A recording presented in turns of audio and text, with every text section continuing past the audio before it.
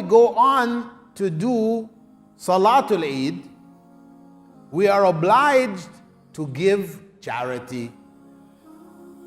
That charity was the implementation of the charitable nature which the fast was supposed to create in us.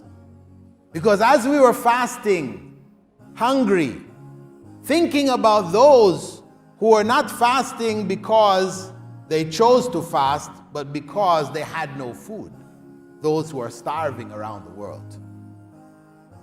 That was supposed to motivate us to want to help them, to empathize, to sympathize with them. That principle of sympathy and empathy was then translated into action by Zakat Al Fitr, Sadaqat Al Fitr, which had to be given before the Eid prayer. If it was given after the Eid prayer, it's just general sadaqah. Better you do it, but you lost the reward, the great reward of Sadaqat Al Fitr. So that was the second principle. Charity, feeding the needy.